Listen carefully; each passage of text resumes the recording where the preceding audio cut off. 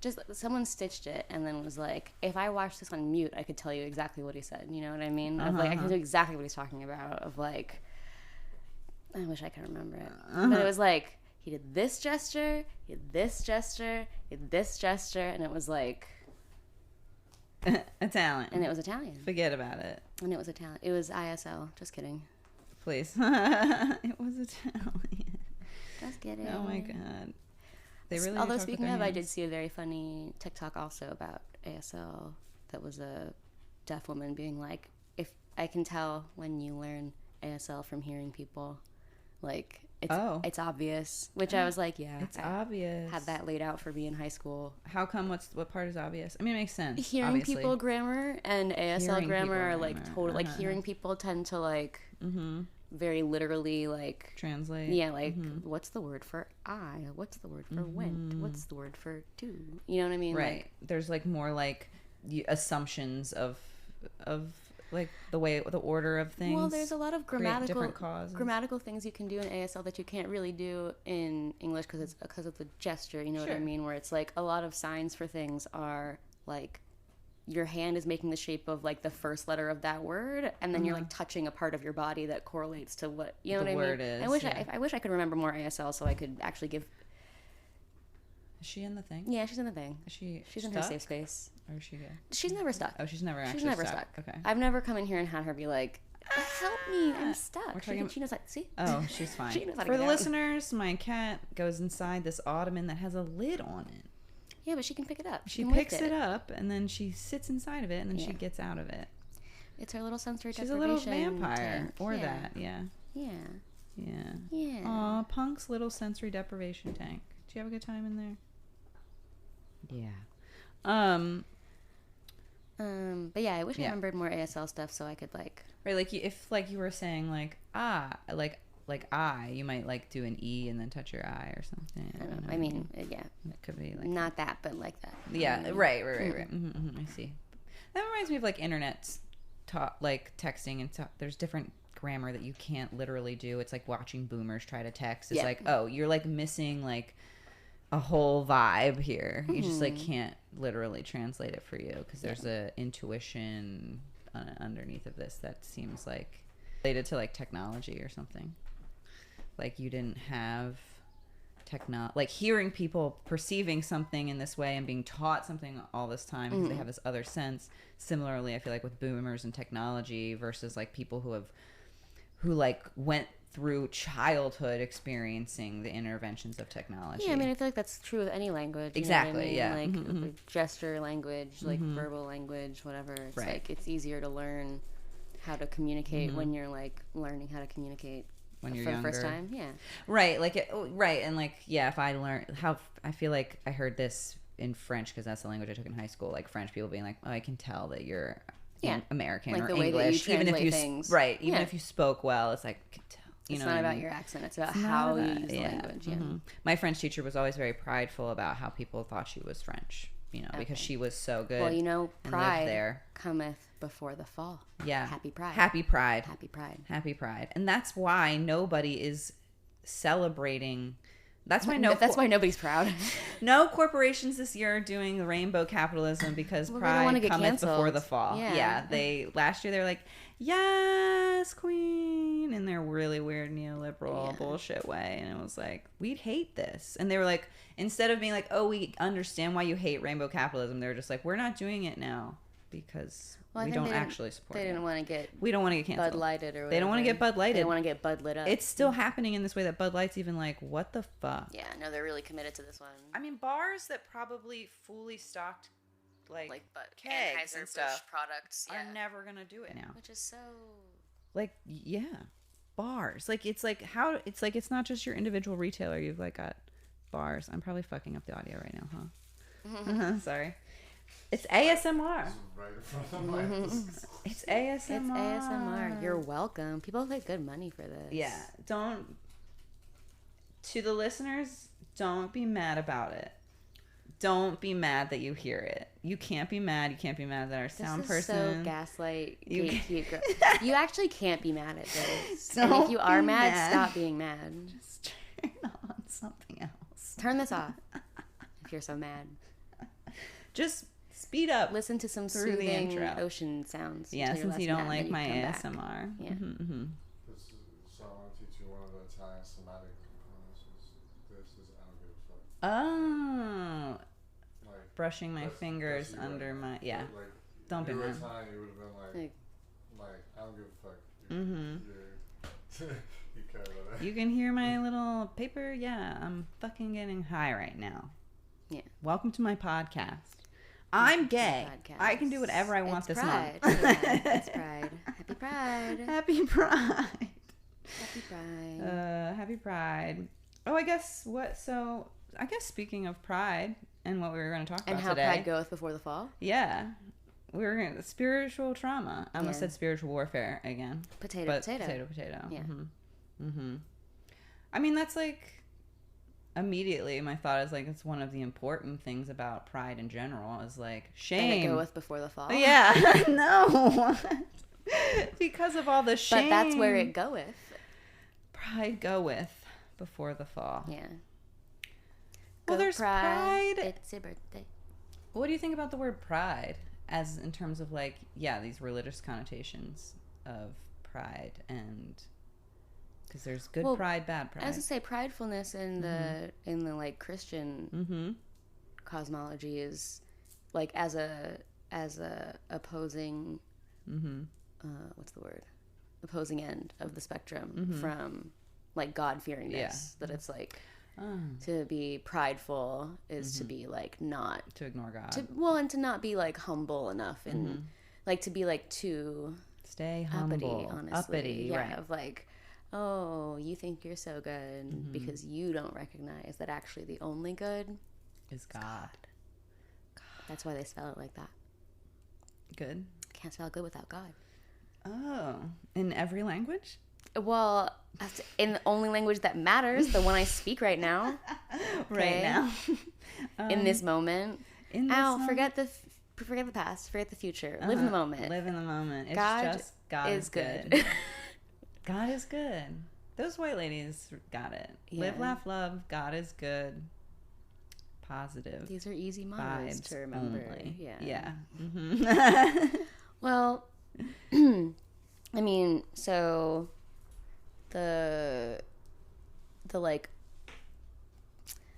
opening the opening firing shot that's hopefully not firing that well, you said spiritual warfare. You said warfare. You said warfare. I did. I said shot. I'm the problem. No, I'm firing. I was getting ready to be shot at. But I feel like the opening like shot, which could also be the shot that just ends the whole war, is like if you in a lab were trying to invent a way to indoctrinate people into abusive, exploitative relationships. The thing that you invented would look a lot like Christianity. Yeah. Yes. It would look like Christianity, yeah. I remember telling my mom that once, like as a child, just sitting there talking with her. I was like, isn't this all very abusive? Like, isn't the God's relationship to us kind of abusive? Like, isn't that mean? Isn't that mean? Not particularly the story of Jesus, just the functions of Christianity like the rules. Yeah, the rules are abusive. All the rules of like you can't like anybody but me. Yes. You can't, or I'll flood your whole fucking I'll literally kill world. You. Yeah, I'll literally kill you. And then when it's done, I'll put a rainbow and be like, "Oh, it's all better now because you did what I wanted. You did it so good." Yeah. Abusive. I mean, fucking what's his name? Exactly. The guy. Job? No, literally the worst. Abraham and Isaac. Are you kidding me? Son? Huh? He was gonna kill his son. He was gonna kill his son. Burn him alive. Whoa! He was gonna burn him alive. He was gonna burn him alive. Off the torch and then God's like, "Nah, I'm just playing." I'm just playing with you. JK. But you get a special prize. I can't remember who wrote it, but I do remember reading like a book of like I think it was for my comedy class that I took in college. That was like. Comedy class in college? Yeah, this comedy class where it was like about comedy as a genre. So we talked about like ancient Greek comedy up through like we talked about Colbert's White House Correspondents' Dinner.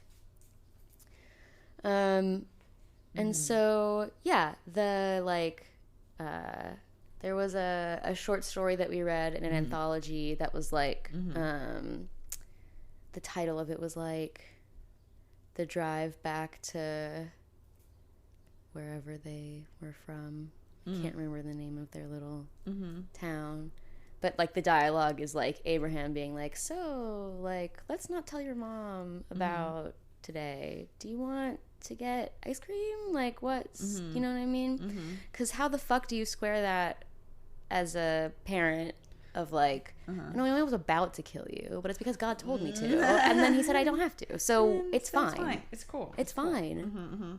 It's cool. But who among us, I mean, I think that's the thing that short story is meant to illustrate, right? Of like, who among us hasn't had more or less that experience with a parent where it's like, no, I know something horrible either just happened or was about to happen, but it didn't. So like, can you be cool? Like, do you want ice cream? What do you want? Like, maybe the book of that story of Abraham is just like us watching Mom and Dad with Nicolas Cage. Yeah. It's like it's not literal. It's just trying to speak to. Oh my God, you've cracked it. You've cracked religion. It's not literal, it's not guys. Literal, everyone. Guys, it wasn't meant to be literal. You've not fucked it literal. all up. Because you know that is the problem, right? Like these things, like that dynamic of God being both abusive is funny because it's like. Is it? Well, no. It's funny because it's like. I've been reading a lot about the nature of Shiva, and part of it is like this Hindu deity, that God of the divine and everything represents everything, which is that is not all good things, right? It's like God is not just like this quote unquote positive force. It is also this, Shiva's like, the god of destruction. Destruction, right?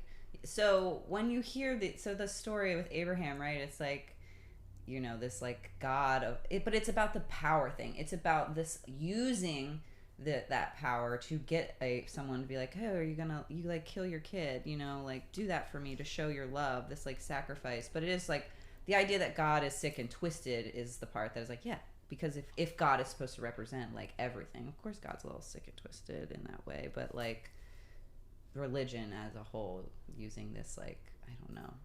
So the moral of the story is you should always listen to God and you should kill your kid. And it's like, wait. Well, no, it's the literal insane like circle that people run themselves in. Also when they're in abusive relationships, which is like, no. The moral of the story is God never would have actually made him kill. The moral of the story is to have faith that God would never actually made him do something that would have been that evil. That's the moral of the story. What are you talking about? Right. How is that the moral of the story? Yeah. The moral of the story is just like, be as a leaf upon the wind, just like do whatever God compels you to do with that is the moral of the story, with the blind faith that whatever it is that you're told to do will be the right thing to do. And that's why it's so appealing. That's why it's so like attractive. That I mean, again, for the same reason that abusive relationships are appealing and attractive, is that on a certain level there's a way that like giving up that control gives you exchange the control for certainty.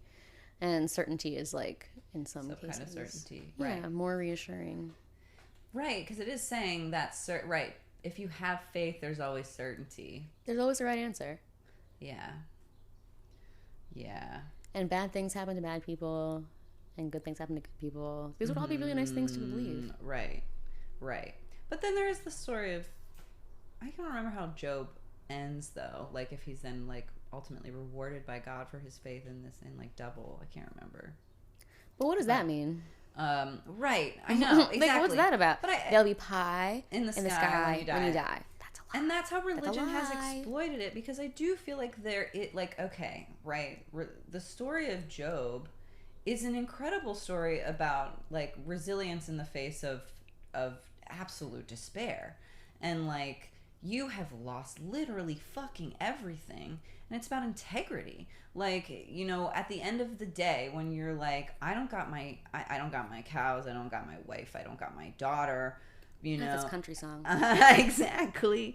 But like, because it's about like these attachment to these things as what, you know, and like there's a Eastern philosophical way to read Job and see that experience, another story in there that is so beautiful of like why, like of integrity and resiliency, but like because of how it is then like translated, canonized, contextualized, and used in this like institution, like it is part of this greater logic and this greater canon of submission to God, of the religious figure, that becomes so like, that is so detrimental, because then it lets people think when they are literally starving, you know, and have nothing in this way, in like abusive religion, you know what I mean? Like these mega churches that take everything from their communities, they have nothing, you know. It's like they're relying on these stories of Job to be like man behind the curtain stuff, and it's like, no, that's not what that story is about. Because if you have a mega church in your community,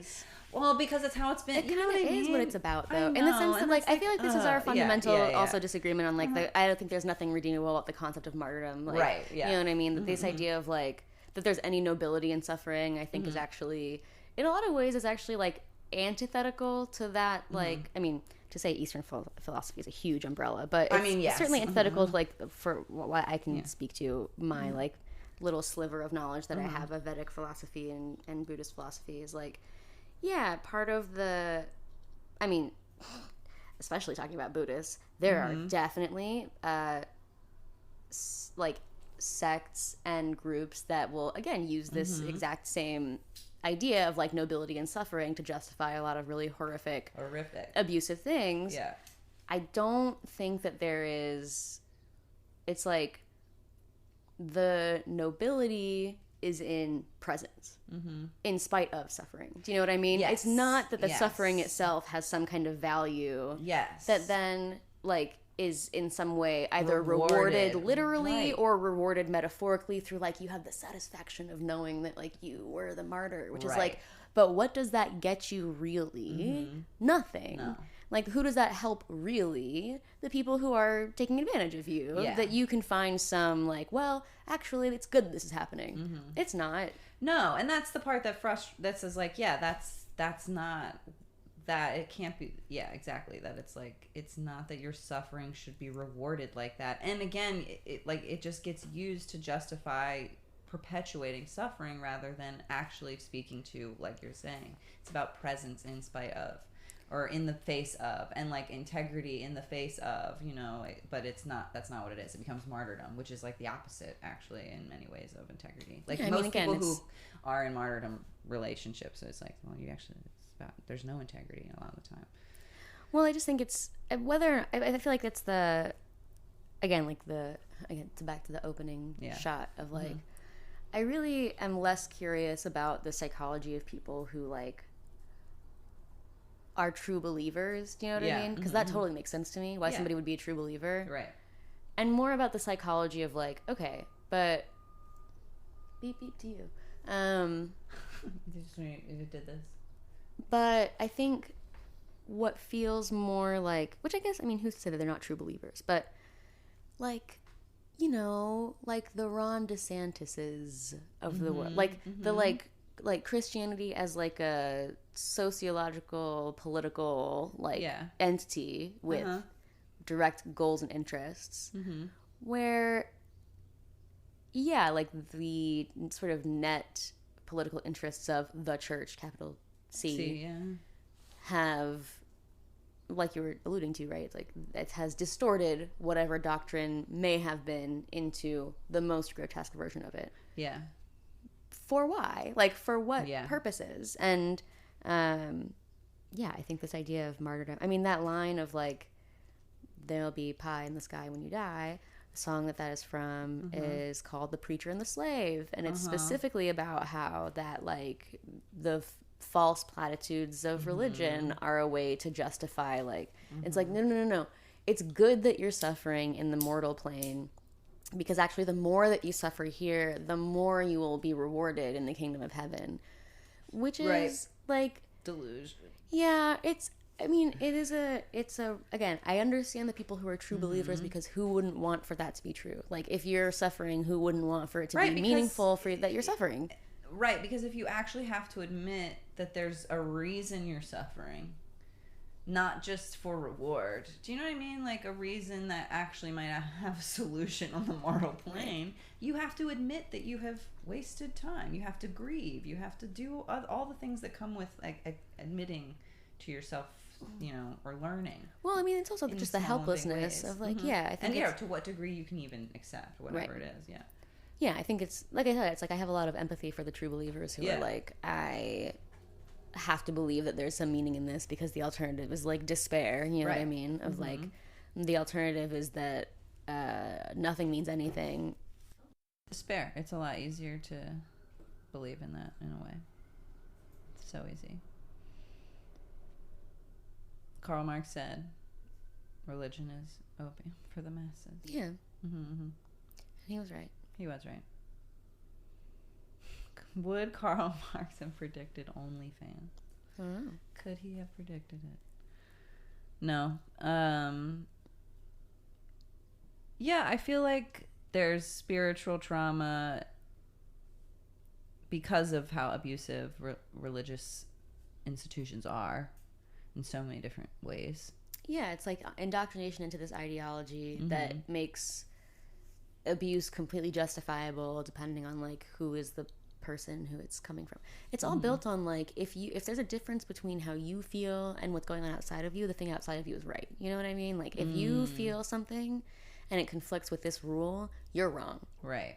Always. Like if it conflicts with this person, you're wrong. Always. Like the idea of like, I mean literally like what, like there's the church and then like men and then their wives and then their children, like this like very clear hierarchy and chain of command of this is how you know whether you're right or not. It depends on what your relationship is based on this like very clear hierarchy, not based on how you feel or what you think or even what you believe really in like a meaningful level. It's like what you are obedient to. Do you know what I mean? Like what you again, God-fearing, to be like to not have pride, which in a lot of sort of like the Christian theological context is like pride is sort of a polite way of saying like, you know, again, like thinking you're how dare you think that you be so entitled to like your own humanity, you know what I mean? Yeah. Like, pride meaning like disobedience in the face of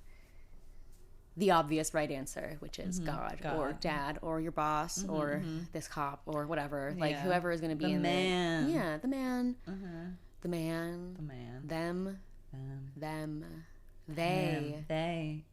Uh-oh. You cried. Hey. Yeah, no, exactly. The rules. Rule-based thinking is so appealing, but also so so rigid.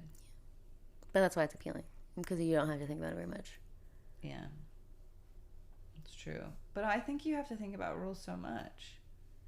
As someone who's so chaotic, I'd say so frequently, but to me, rules are like, how do you remember all that? Wouldn't you rather just pay attention to what's going on? You know what I mean? It's like you don't have to remember all the rules if you're just paying attention to what's going on, and then it's but because the rules, it's like there are quote unquote rules. Like physics is a rule. Please. I don't know physics, but I know how to slow down if someone's coming towards me, and I can actually guesstimate what my body knows how to slow down enough to do that. I'm not literally taking out a calculator and doing the math to figure out how much I should slow down before I run into somebody. It's vibes. It's vibes. Like those are the rules, but like you can't rule yourself through a interpersonal converse. There are. Yeah, you can. It's called CBT. Dummy. Oh my God. There's a level you of can rule, fix your thoughts, but only in the sense that like I'll send you a worksheet. No, you can't. It's not rules. I'll send you a worksheet. And then you'll fix your thoughts. Fix your thoughts. Yeah. And CBT can be useful. It won't fix your thoughts. It won't fix your thoughts. No, these things are useful because it's like things are predictable because there are rules to reality, but there aren't like rules. You know, there's rules to reality, but not to society. Yeah, and religion is like, in effect, attempt to put rules like that way, and it's like, which is fucked because it's like exploiting spirituality, which is the understanding that there are rules, right, but not that there are rules. You know, like so people's inability to get in contact with their spiritual selves is so like deathly because it literally keeps you from seeing reality, and then you have to rely more on this like weird rule-based thinking that is like backwards logic and then you're fucked.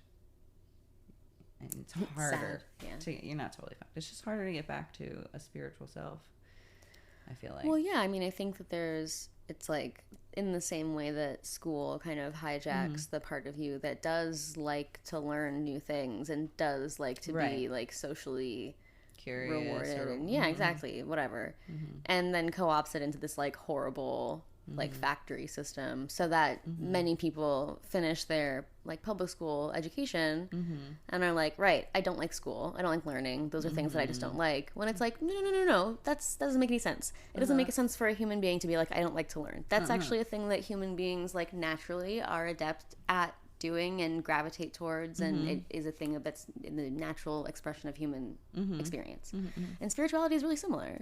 Like I was somebody who was a very aggressive atheist for quite some time. I started a secular students alliance at my high school. I was like, I don't believe in God, and I don't care who knows it. I don't care who knows it. I don't even care who knows it. God is dead. Out, and I'm proud. God is dead. And it took me until college, when I started identifying as a witch, and then obviously now into my professional life and personal life as a spiritual person, to be like, oh wait, like, you mean there's an option for me to have access to spirituality that's not really narrowly being captured by this institution that I can identify from 1,000 miles away is incompatible with my like happiness and sense of well-being, you know what I mean? That it's like, oh, you mean that there's a way to have spirituality that doesn't rely on not just Christianity, but also I think up until that point, even other neo-pagan or like new age spirituality that I was familiar with at the time was a lot more twin flame and like Kundalini misappropriation, like things that were, again, things that felt too much like the thing that I was trying to get away from to be appealing or like interesting. And it wasn't until, again, like having the realization of, you mean there's an option for spirituality that's just based on like how I feel, and actually the way that I feel being like the thing that is sacred, and the thing that I'm identifying as divine as like my capacity to participate in this human experience and like to feel things and to want to do things and to do them, and all those things are actually really magical, and I can derive my like spiritual satisfaction from just the act of like being very alive and choosing to be like alive intentionally. Not only was that like, oh, this is really nice, like this is a really pleasant thing to discover, but it was also so like revelatory compared to the kind of spirituality that I've been offered when I was a young person, which was a lot more like, I mean, to be honest, it kind of reminds me of the way that I've heard like Jewish friends talk about their experience of like the ideological underpinnings of Judaism versus Christianity, which again, those are both huge categories with a lot of different versions of expression. But this fundamental thing of like Christianity is kind of anti-intellectual in its basis. It's like, don't ask questions, just do. And this idea that like in the cultural expression of Jewish like religiosity, that it's actually a disposition towards questioning, that there's like a significance and a divinity in the act of like questioning and investigating and like figuring things out for yourself, which I think you see across like several different like philosophies, I'll say, of varying levels of religiosity, where the thing that's being privileged is like asking questions and being curious and being in contemplation and like taking the time to, again, be an active participant in your human life and like have that be the center of your act of worship or like engagement with the divine.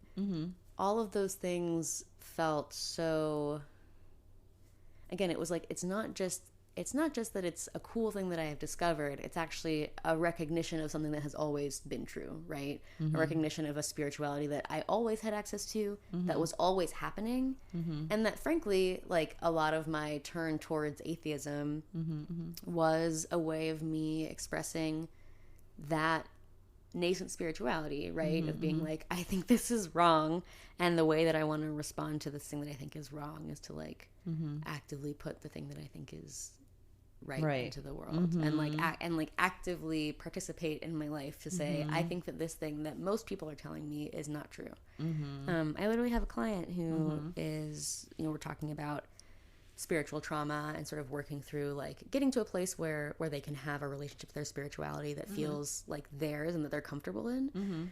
And they told a story about being raised Catholic and being in a mass where the priest was just like going off about something, I think homophobic. And they just like got up and left.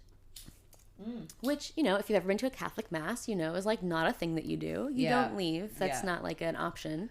But they did. And they had a conversation with a religious leader, like another leader from the church that they had a better relationship with. Outside, where that religious leader was basically like, look, like you gotta do you, basically. Have the sort of orientation of like you have to follow your heart. And they told me this story as like this was the moment when I opted out of spirituality.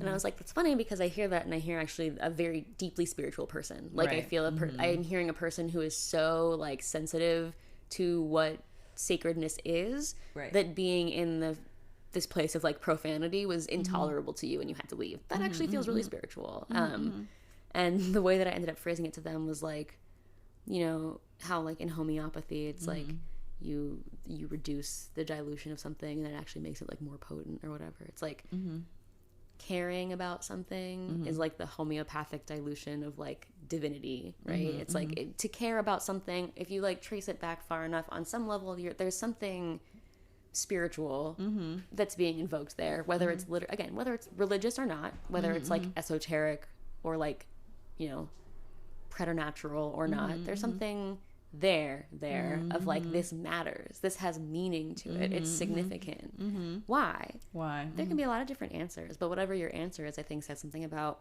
how you understand the world to operate, which I think is a pretty key part of what spirituality is and how it functions.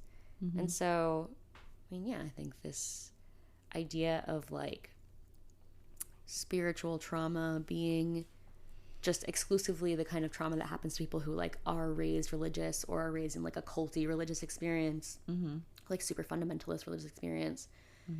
It's kind of inaccurate because I think whether or not you were raised in the church, if you are raised in a society that at large is sort of built on this like Protestant work ethic, like it's like you don't got to be Christian in America to be constantly submerged in the soup of Christian family values or whatever the fuck, especially these days.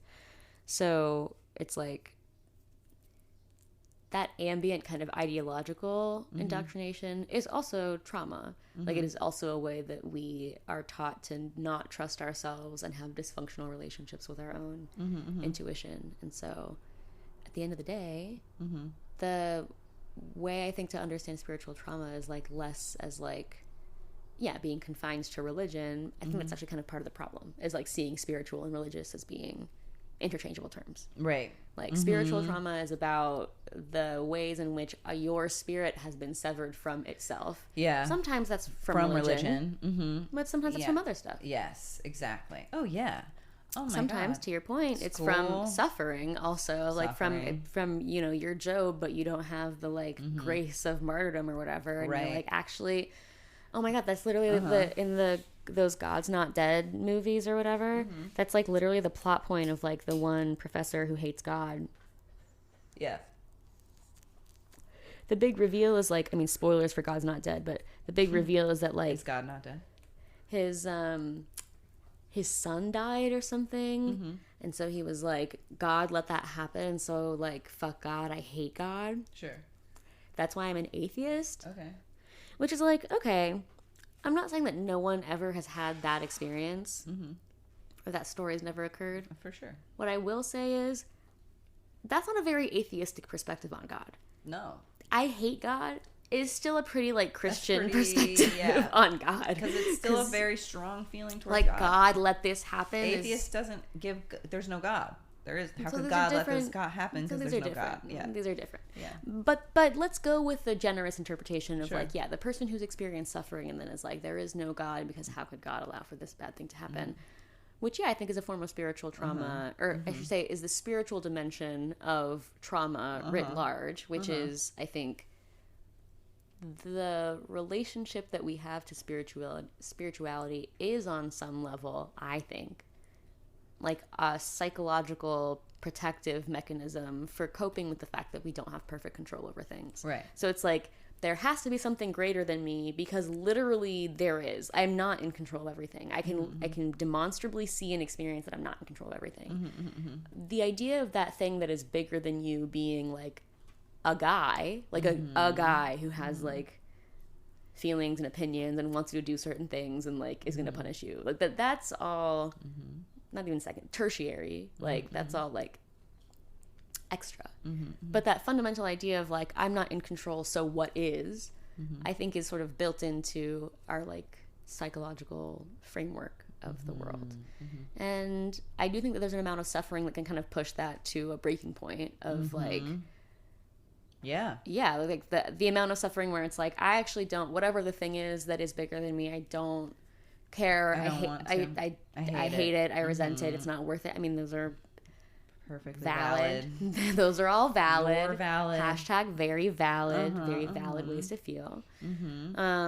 That's part of the tragedy of this fucking system of like, life doesn't, there's a level of suffering that is so imposed, and it's like, why are we doing that?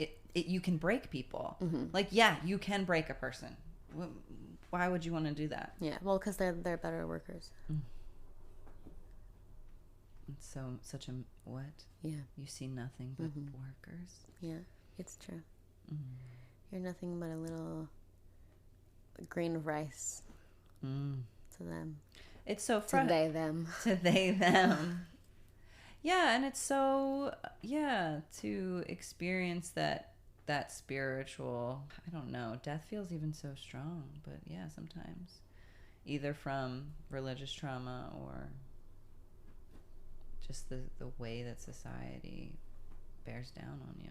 I mean, it's like ultimately the most profound kind of spiritual concept all boils down to like, it is what it is, you know what I mean? Like that's really, that's kind of all, that's kind of all you can. It is what it is. It is what it is. Right. And to what degree you have to accept things.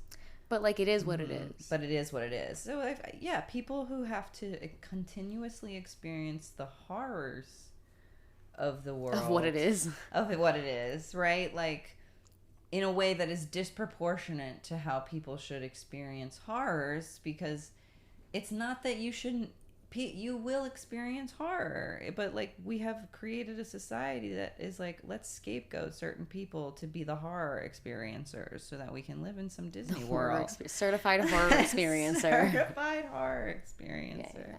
And it's kind of the concept of the giver in a way of like, you're scapegoating a level of memory and experience of this world to protect some ideology that is not real and violent and benefits a small amount of people. Yeah, I think the thing that's come up on like pretty much every interview on my other podcast, the On Deck, talking to people about like gender and sexuality and like mental health stuff, and just this repeated theme coming up over and over again of like, it's not just queer people who have a sexual identity, like everyone has a sexual identity, it's just that cis straight people literally never have to think about theirs. And so on the one hand, that is a privilege, and also not in like a let's all feel bad for like cis straight men way, but genuinely like that privilege is also a massive disservice to their humanity, and like to whatever extent it is a social lubricant and makes life easier for them in these material ways, on like a spiritual psychic level, that is also very bad for you. That is not like good for you to be like, no, I don't have to be curious about myself because I've been told what the right answer is for as long as I can remember, and I am amenable to what the right answer is. I can either tolerate it or I like it enough that I don't need to be any more amount of curious about it. And yeah, I think that's sad. Like, I mean, again, you can disagree, like that's the joy of being alive, but I feel like it's hard for me to get around this like what's the point of all of this? There really doesn't seem to be one, except for that it's happening. Like, this idea of, like, the point of what's happening is that I'm experiencing it. I don't really think that I can endeavor to find, like, something that feels solid enough for me to say it matters beyond that point. So, you know, from that kind of yogic philosophy perspective of, like, I'm here to experience reality. You know what I mean? It's like... Yeah, I guess because it's something that I think of so much from this perspective of, like, how does your spirituality interact with, like, your physiological and psychological well-being? Where I am always so, it feels so urgent to be like, let's just go back to basics. You can build on these basics however you want. But, like, the basics should be, like, how you feel matters.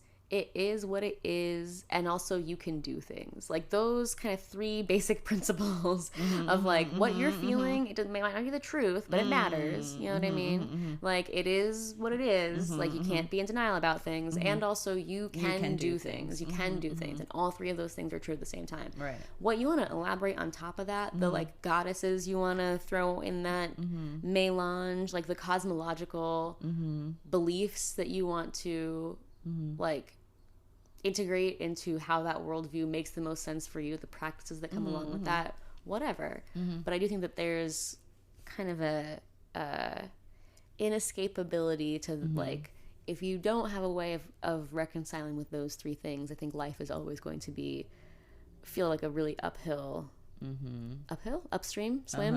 You know what I mean?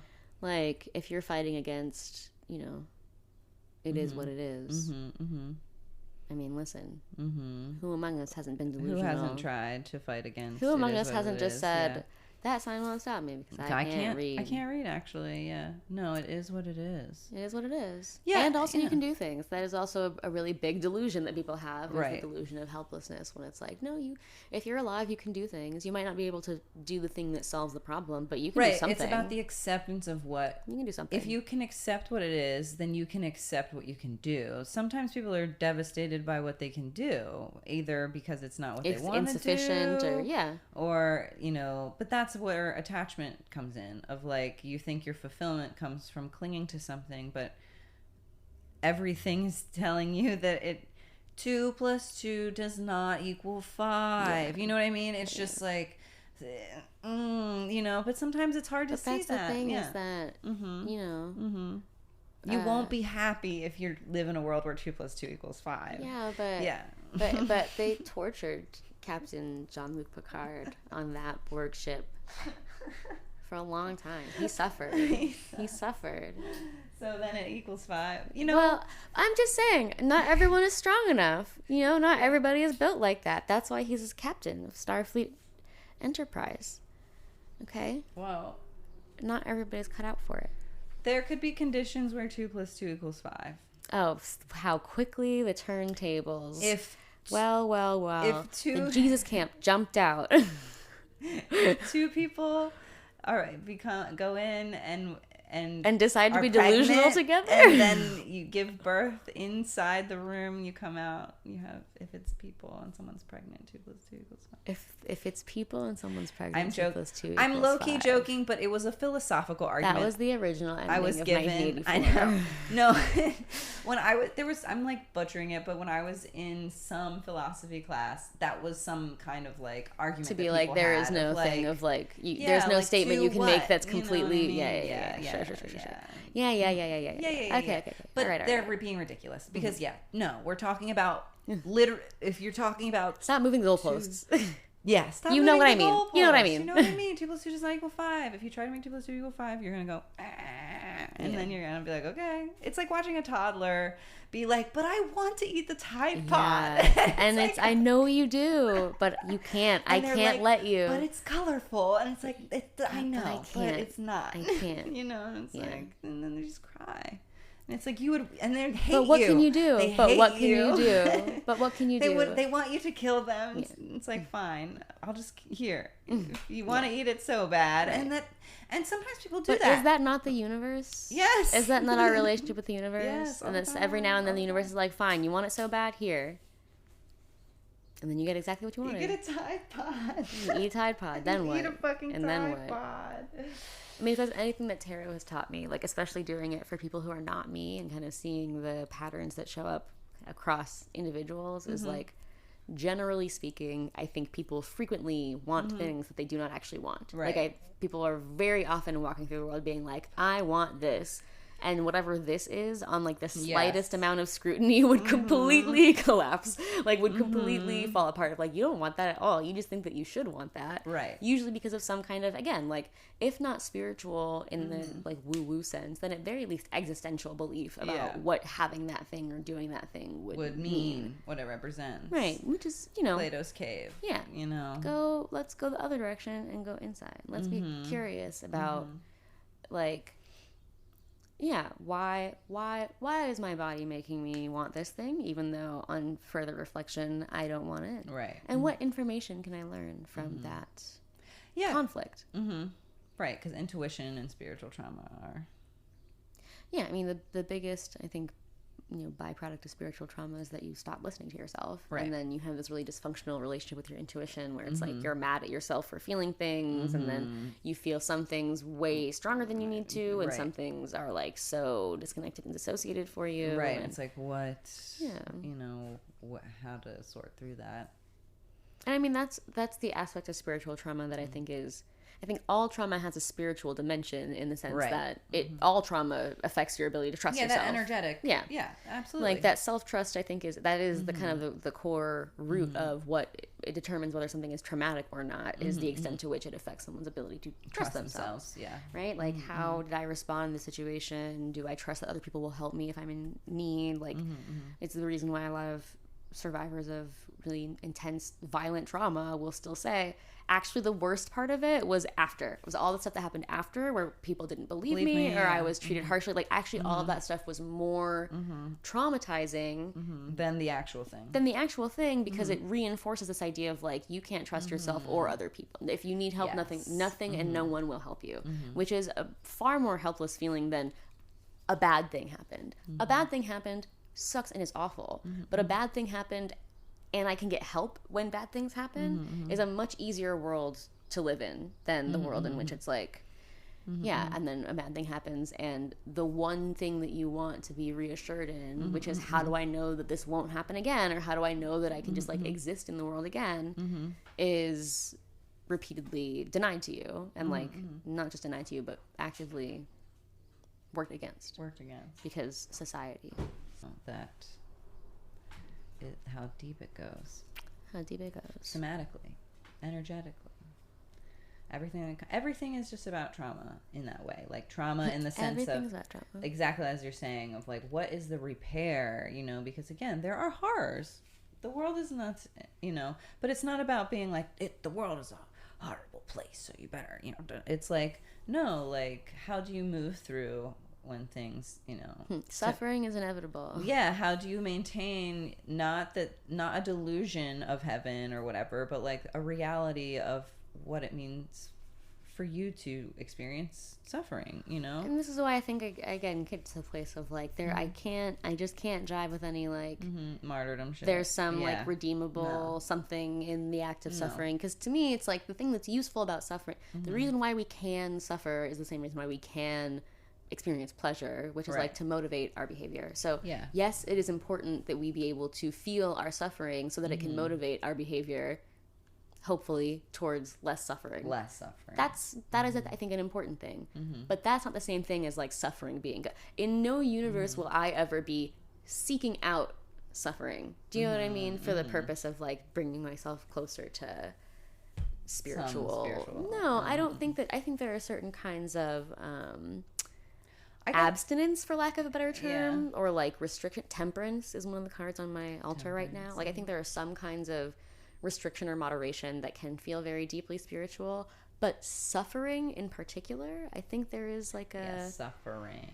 If you are getting something that's spiritual out of your suffering, then maybe you're not. Maybe you're doing a masochism, and it's not actually about the suffering. Right. That way. Maybe it actually is still about pleasure. Well, right. I was saying I'm thinking about BDSM as you're talking of like it's like the existential kink question of like, what is your relationship to your suffering? Right. How much of it is actually about a pleasure. Like it. You like it, and how much of it is unnecessary suffering in this way that is like, you need to refine how you want to experience the pleasure of this suffering. You can find a safe outlet for your masochism. Find a safe outlet. That's exactly. You don't need to keep self-sabotaging, babe. You can find a safe outlet. No, and that's where I think people get a little mixed up too, of like, it is about having to accept the suffering that you experience and desire to get to the core of what part of it makes you feel good. But there's a shame there, and so much of that, especially when we talk about how spiritual trauma intersects with gender and sexuality trauma, like purity culture. I mean, hey, she's attacking me. She's being very punk right now. She doesn't usually do that shit. Unrelated, but I kind of want to get a rabbit. Why? We have 2 cats. I mean, it would be a future thing because I've been around one and I'm like, and I like they're cute. It's nice, and they're fun. And if you have space, it's nice, and they get on with the cats. Like I see that the relationship is not impossible, and that's what we were talking. It's a whole thing, but I'm thinking about it. But getting a rabbit. Yeah, but it would not be here. But it's a concept. No, this place is not set up for a rabbit. Rabbit. Yeah. So concept. I want another cat. Whoa, concept. So everyone please donate so that we can we would need a whole donation. So that we can get a 3rd cat so we can afford to feed our cats. No. That would be cute though. I know. Cats are cute. Right? Cats are cute. And I feel like Punk is old enough to have a sibling. I know. True. But it might teach her some responsibility. Right now. Yeah. Cats are a lot. They're sweet though. Yeah, she might be crazy. But yeah. Sexuality. Punk, you have to show. Punk. I've probably talked about this before, but I went to like Christian camp growing up, and they like had labeled the cabins pink and blue, and the rule was you can't make purple. I think we have talked about this on the show. Yeah, just like shit like that. Just little things, you know. Just little things. Little gender culture things, but the indoctrination, the shame, how deep it goes. I mean, I feel like that's when I'm thinking of like my shadow work clients who have spiritual trauma, either from literally religious institutions or just society at large. And I feel like the majority of people who I tend to see it, we tend to talk more about gender and sexuality as like the areas of life where it is the most still like upheaval around, you know, just how deep repression goes, and shame, even in relationships that are safe and good, and how navigating that is still. I mean, I'm just even thinking about like there's one comedian in particular, but like this is a thing that happens to people who are, especially I feel like Catholics in particular, ex-Catholics, who are still really afraid of the devil. Like who are like, I fully am like, I'm not in the church, I don't buy into any of this stuff anymore, but there is something about like the devil and demons that still is just like, which I think speaks to, you know, what was that? Who was that little Harold or whatever? Little Albert? Was it Little Albert? That little boy that they made scared of that bunny rabbit. You know what I'm talking about? Oh yeah, Little it's Albert. Like you can take advantage of again, if you fear. hijack, it's conditioned. If you hijack human nature early enough, you can accomplish a lot. You can do a lot. I believe the children are the future. Teach them well and let them lead the way. Right. The nature versus nurture question is it's just such this silly dialogue because it's like there's no verses. It is that intersection of like, what is nature? What is nurture? What is nature? How dare you think that you're not nature? Exactly. How audacious of you to think that you are not nature. Exactly. You asshole. You move just the same. But it's what are you if not nature? An alien? But are it's because when man in that era making those statements, those scientists, you know, they're looking at plants and they're like, you know, it's like you're seeing the connections to quote unquote biology, whatever, but you're assigning it the opposite way. You're like, no, the sun revolves around the earth. You know what I mean? It's like we're the center. Man is the center, but also separate. Instead of like, no, you are nature. You are of well, this yeah, world and so much of it being way. like this like racial superiority hierarchy, whiteness, like civilization, supremacy. and how that's like the base animal is like different from the civilized human, which is like, no, it's not. It's literally not. No, civilization is just another behavior, and from an like ecological perspective, like. The classic, like, if aliens visited our planet, you know what I mean? Like, if we could see ourselves at that level of anthropological distance as like objects of study, you know what I mean? It just feels so silly. I was saying it's boring. Silly. It's silly. Like it's so absurd. It's embarrassing, kind of. I'm embarrassed. Cringe. I hope aliens don't visit because this planet is cringe. It's so cringe. You think you're not nature. What? So what are you? You think you're different. How? Fundamentally. It's giving the end of history. Like, shut up. Shut up. But I feel it as someone who is presently learning to be more connected to land, as in like gardening and having like plants. Like the literal world. Yeah, because as much as I see myself of nature, I don't have a connection to that knowledge. I just like have historically been separated from it, and you don't know what plants you can eat. I don't. I know some. I know more now, but yeah, I can't forage. I'm not cool like that. That's amazing, and I would like to be more oriented towards that way. But it's like my life has been so a whole organized. Skill set, yes, in an opposite direction. That is like to make time for that is. It is what it is. It is what and it is. And also, you can do things. You can. So I have been doing things. Yeah. But I think part of the thing I've been learning is I really don't have a connection to, like I really don't have. I didn't have a fundamental curiosity about like the land, like geography. Like rocks and shit. No, like being curious about the land you're on in this way that I'm like, that actually is crazy that like growing up or even in my adulthood of just being on land and not really being like, what actually like is this land about? What's going on here? Like just fundamentally thinking about the spiritual trauma, right? That I know that is something I used to have curiosity about.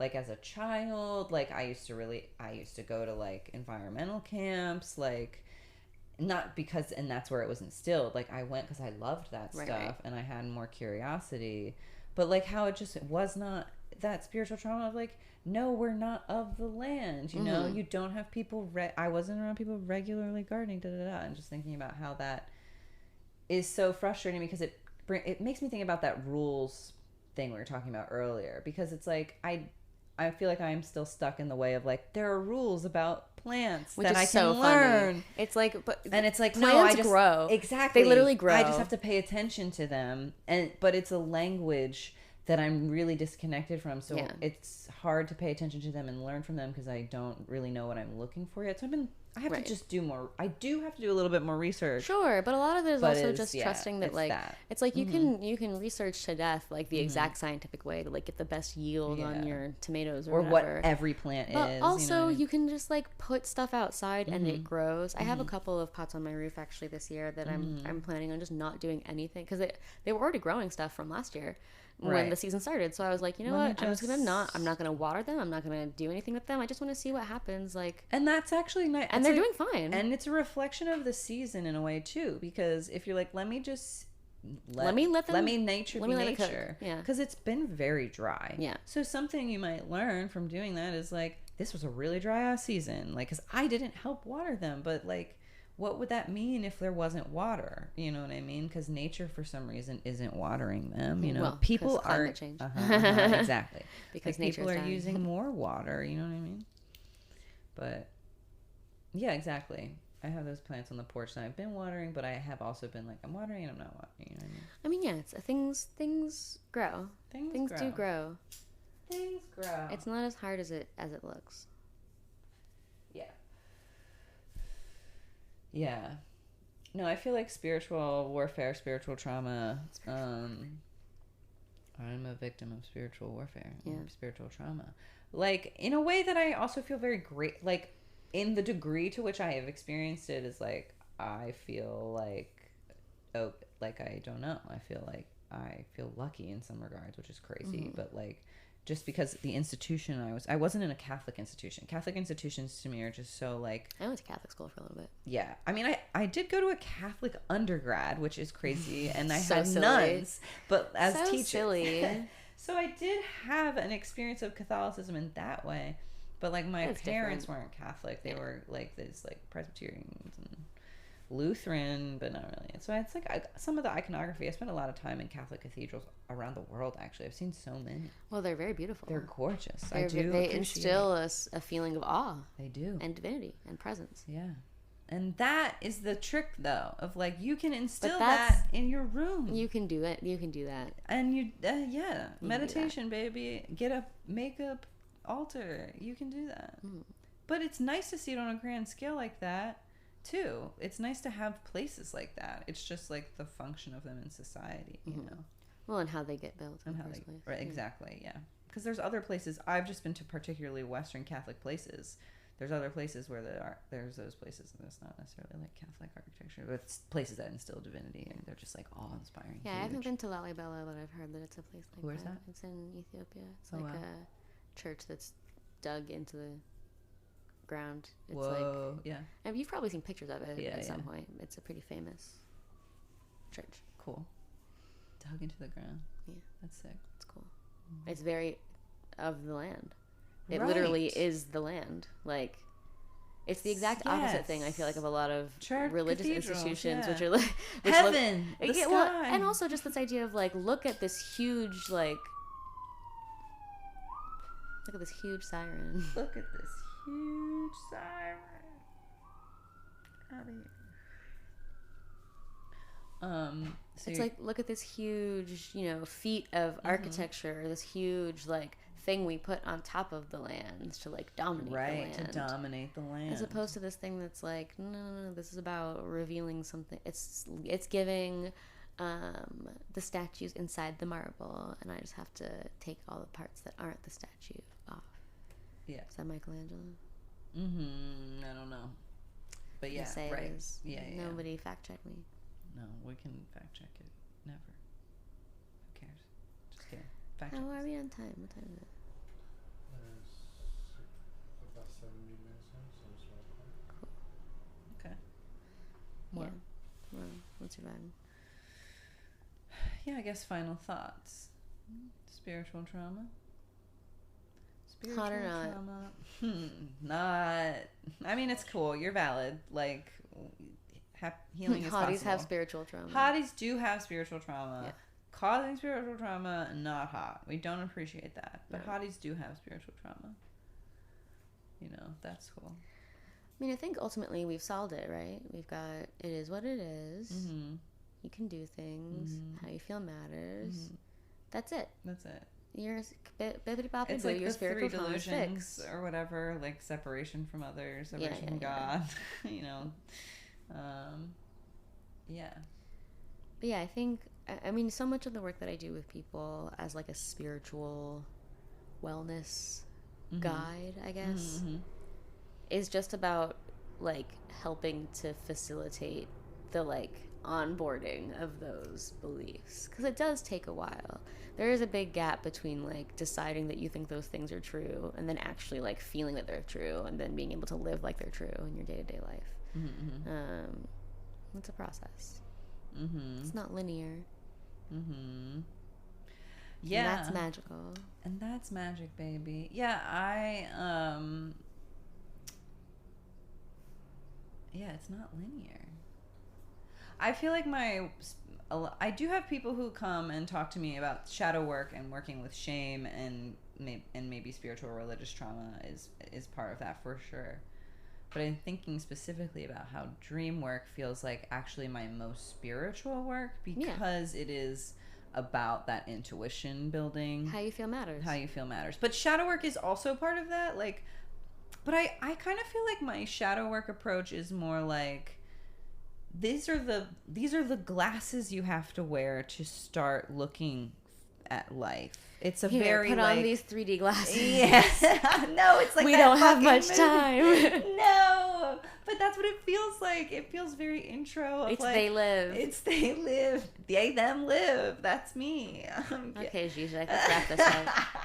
It's the training wheels part. But the dream work feels so much more facilitative of like, we're talking about someone's spiritual relationship, spiritual how process. you feel matters. I mean, I feel like dreams are such a great place to explore that specific idea of how you feel matters, because dreams are truly like, your dream is not coherent or interesting to anybody but you. Yes. I mean, interesting maybe, but like, well, you know me, it's my special interest. Yeah, but like, in the general sense of like the person who, like, this is a movie that exists. I mean, that's what Paprika is about, I think. Yes. Like, this is a movie that exists just for you. Everybody in your brain got together and planned a big party for you. Hey, wait a minute. Is this play about us? Yeah. Yeah, it's about you. It's about you. Is this play about me? Wait, I gotta make that meme today. Yeah. Is this fucking dream about me? Is this fucking dream about me? Yeah, everyone. It is. Yes, it is.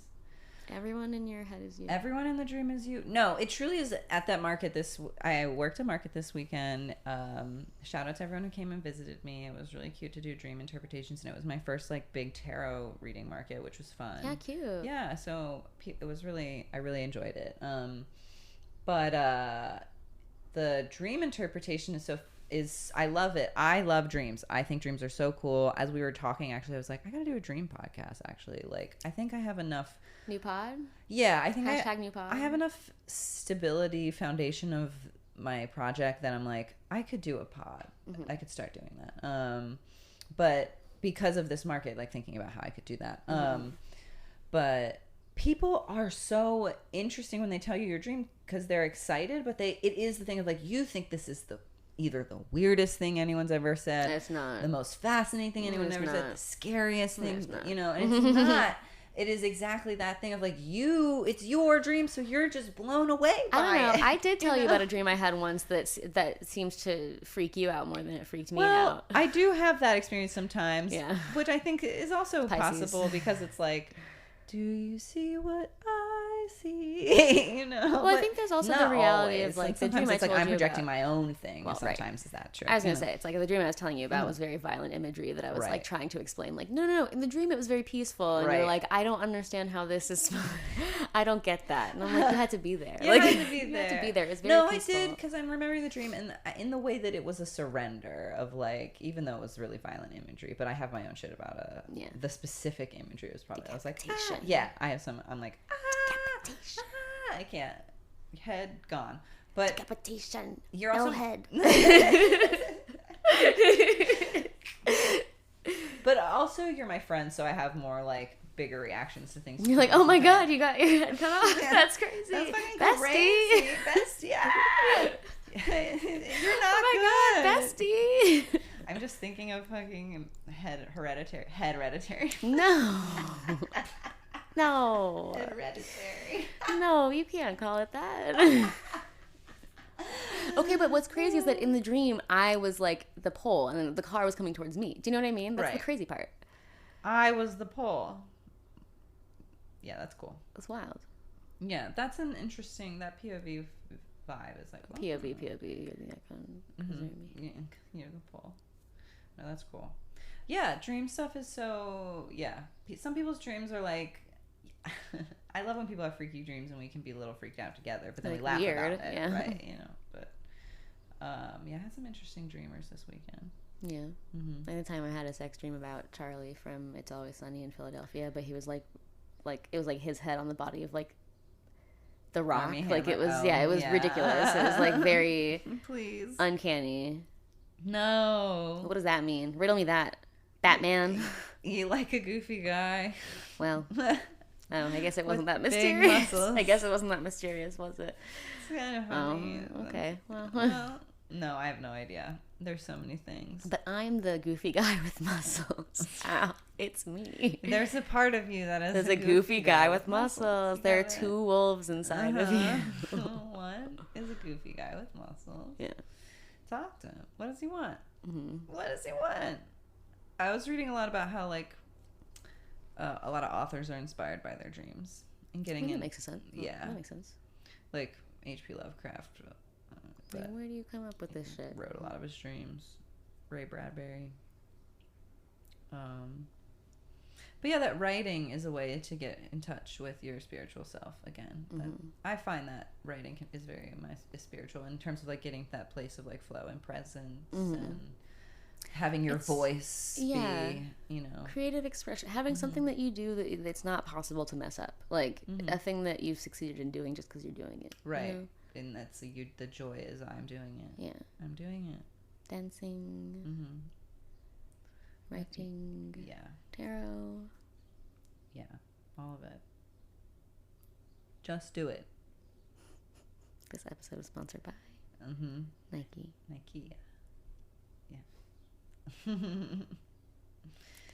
Well, I guess God is good all the time. God is dead. God is good. God is dead all the time. God is alive. God is dead. God is dead. God is alive. God is all the time. There's a song called, I think it's called God is Alive, Magic is Afoot. Buffy St. Marie. What? It's a great song. It's beautiful. It's cool. It's a spiritual song. Like God. Magic is afoot. Yeah. By the pricking of my thumbs. No, it's a great song. It's something like, God this way comes. It's like spiritual love. Great. Yeah. God is everywhere. You know what I mean? God is like, we are nature. We are nature. We are nature. You are divine. What's that Mary Oliver line? Let the wild animal of your body love what it loves. Yeah. Somebody, literally, one of the acupuncturists sent that in the group chat the other day, and I was like, I love this little group space. Of course they did. That's cute as hell. Because that's a good reminder. And let the soft animal of let the soft animal of your body love what it loves. Yeah. Okay. Find what you love. Let it happen. Yeah. That's literally I'm gonna send a newsletter out being like, I'm teaching a BDSM D&D class, and I'm just doing that because I want to. Yeah. So if you want to come, but you don't have to. And if you don't care, that's fine. Yeah, exactly. I know it's not my brand, but it is also. Because my brand is me. So guess what? Hang a flyer up at No Land Beyond. True. Oh, I found out one of my coworkers is a gamer and goes there, invited me to their game night there. And I was like, interesting. It is a fun place to game. I was like, I would love to go and play Dixit sometime. I'm trying to play Dixit. It's nice to have a board game, a board game bar, board game buddy. Board game bar, buddy time. Should we read back that? Yeah. What? No Land Beyond. Why? So people don't come and find me. Oh, okay, I guess you're right. Ow. You're right. I'm there every Tuesday and Thursday. Like, no. Oh, you're right. Oh, look at Punk. She's very cute. Hi, cute. Anything else you want to say to the nice people? No, have a good day. That's all. That's all. I ain't got nothing. Bye. Cool.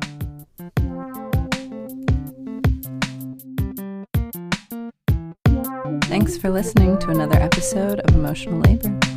Subscribe to us on Apple Podcasts and leave us a review.